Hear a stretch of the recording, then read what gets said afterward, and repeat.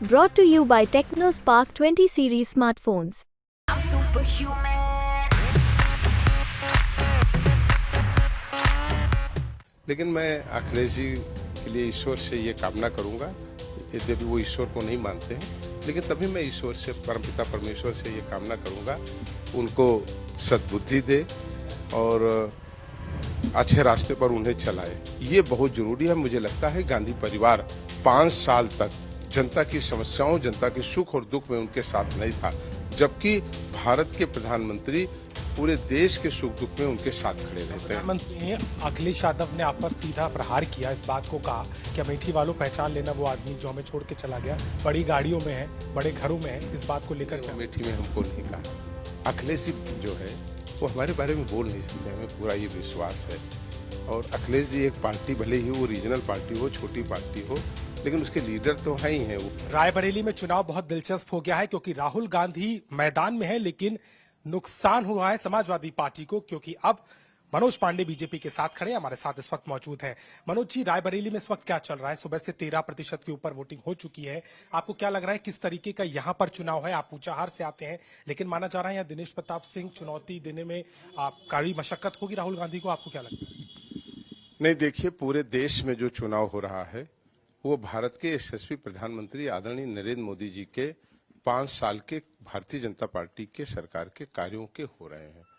भारत के जो प्रधानमंत्री ने और भारत के गृह मंत्री ने, जहां देश के प्रधानमंत्री ने गरीब और कमजोर की लड़ाई लड़ने का काम किया है, कोविड जैसी महामारी में जब पूरा देश विचलित और परेशान था तो एक परिवार की तरह साथ खड़े होने का काम किया। भारत के गृह मंत्री ने पूरे देश की जो आंतरिक सुरक्षा थी, जिसको सुदृढ़ और मजबूत करने का काम किया, नक्सली आतंकवाद से लेकर कश्मीर की घाटी तक बहने वाले रक्त को उन्होंने बचाने का काम किया है, उसे सुधारने का काम किया।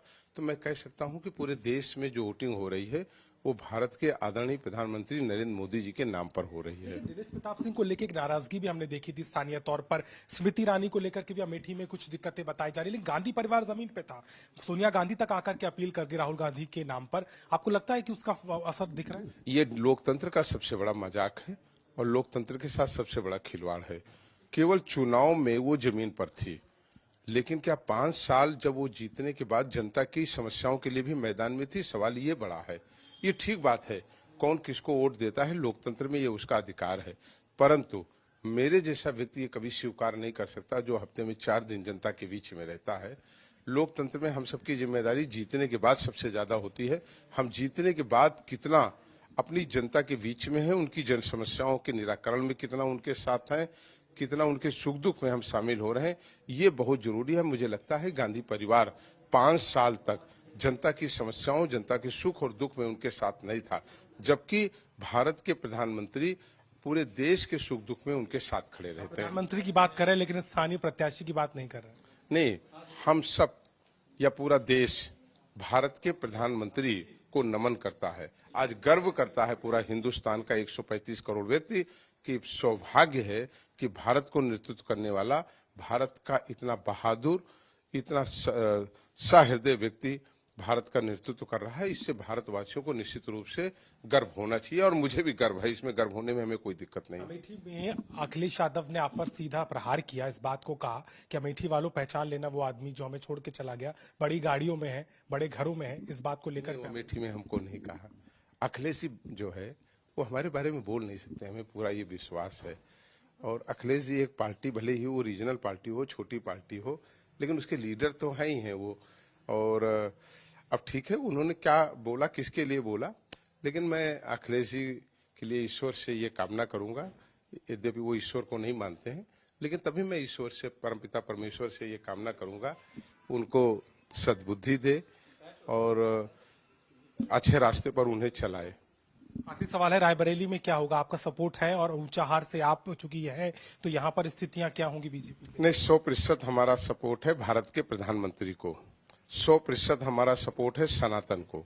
हम प्रभु राम के लिए आए हैं और प्रभु राम हमें लेकर के आए हैं। और मैंने बहुत पहले, 1 साल पहले भी कहा था और आपने ही उसको कवर किया था विधानसभा की लिफ्ट के पास में। तो मैंने उस समय भी कहा था कि हम सनातनी हैं, हम भगवान प्रभु राम को नहीं छोड़ सकते, हम गरीब कमजोर दलित की सेवा करने से अपने को विमुक्त नहीं कर सकते। शुक्रिया बात करने के लिए मनोज पांडे। सीधे तौर पर रायबरेली में जीत और सीधे तौर पर देखें तो इस चुनाव में प्रधानमंत्री के चुनाव का हवाला देते हुए इस पूरे चुनाव को महत्वपूर्ण बता रहे हैं। रायबरेली से कैमरामैन संदीप के साथ अभिषेक मिश्रा,